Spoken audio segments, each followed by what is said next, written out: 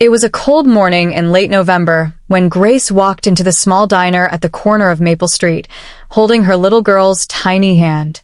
Her fingers were trembling from the cold. But her trembling wasn't only from the weather. It was from hunger, shame, and exhaustion. Her 3-year-old daughter, Lily, clutched her hand tightly, her big blue eyes scanning the bright, warm room filled with the comforting smell of pancakes, eggs, and coffee. Grace had walked miles that morning after the old car she lived in refused to start. It wasn't much of a home, but it was all they had left after she lost her job and then her apartment. She didn't come into the diner to eat. She came to find warmth, just for a few minutes, to sit, breathe, and pretend for one fleeting moment that life was normal again. She had a few coins in her pocket, not enough to buy even a cup of coffee, but she hoped no one would notice her long enough to ask her to leave. Grace sat Lily at the farthest corner booth, close to the door, her eyes darting nervously at the waitress, who seemed too busy to care. Lily's cheeks were red from the wind, and her little pink sweater was worn thin, but her face glowed with the innocent wonder only a child could still have after hardship. If you believe that kindness and second chances can change lives, please take a second to like this video, share it with others, and subscribe to the channel. Your small gesture might inspire someone else to make a big difference today.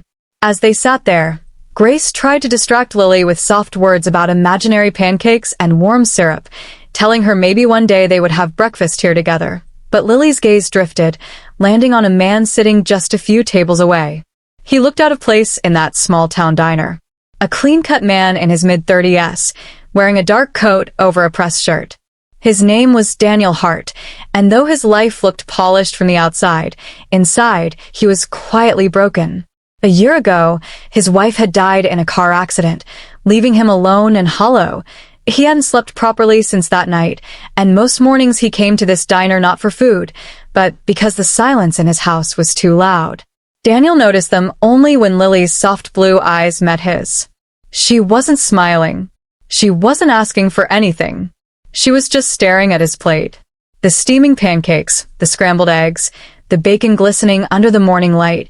It was a look no child should ever wear. A look of hunger too familiar for her age. Grace noticed and quickly pulled her daughter's hand. "Come on, sweetheart," she whispered, her voice trembling as she stood. She didn't want anyone's pity, especially not from a stranger. They'd been looked down on enough already, by landlords, by people who thought homelessness was a choice, and by those who believed kindness had an expiration date. She turned to leave quietly, keeping her head low, praying to slip out unnoticed. But Daniel saw her. He saw the worn-out shoes on her feet, the trembling in her hand, and the little girl's eyes still fixed on his plate. Something inside him, something long buried under grief, stirred. He couldn't look away. Without thinking, he called the waitress over and asked for 2 extra plates. Grace was almost at the door when the waitress's voice stopped her. "Ma'am," the gentleman over there said, "breakfast is on him, if you'd like to sit." Grace froze. Her face burned with humiliation. She wanted to say no, but then she felt Lily's small hand tighten around hers, felt the way her daughter's body shivered. Slowly, she turned around. Daniel gave a faint, warm smile. Not the kind of smile that demanded anything in return, but one that said, "It's okay." They sat down. Lily's eyes widened as the waitress placed a plate of pancakes in front of her. The smell alone made her giggle softly, and that sound, it was like music Daniel hadn't heard in a long, long time. Grace whispered a quiet thank you, her voice cracking halfway. The first bite Lily took made Grace's eyes well up.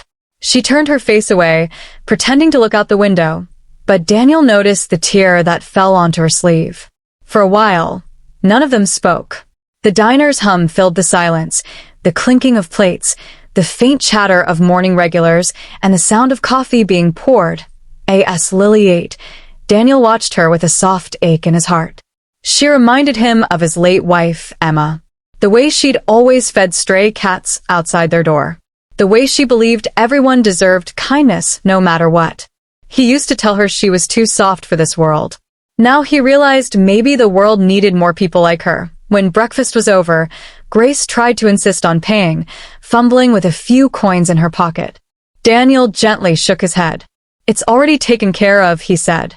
His tone was calm, but firm, not pitying. Grace looked down, ashamed, but grateful. As she gathered Lily's coat, Daniel noticed the old car parked outside. He could tell from one glance that it hadn't run in a long time. Without hesitation, he followed them out, offering to help.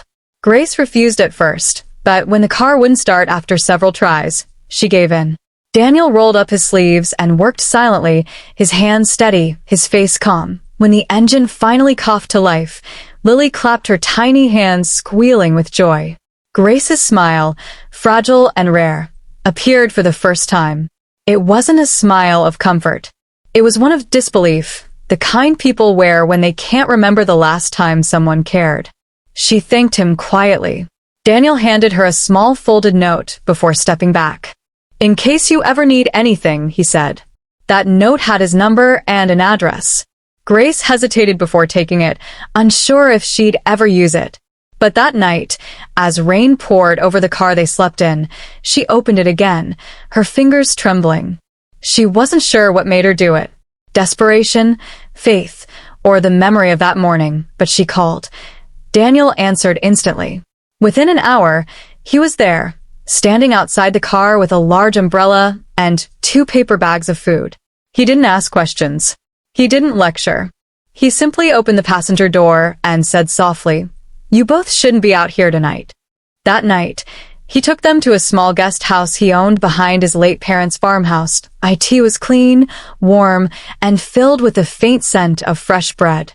Grace cried silently after Lily fell asleep in a real bed for the first time in weeks. Daniel stood outside the door, listening to the soft rhythm of a child's peaceful breathing. A sound he hadn't heard since Emma passed. Something inside him healed that night. Days turned into weeks. Grace found small ways to repay his kindness. Helping around the farmhouse, washing dishes, cleaning the porch.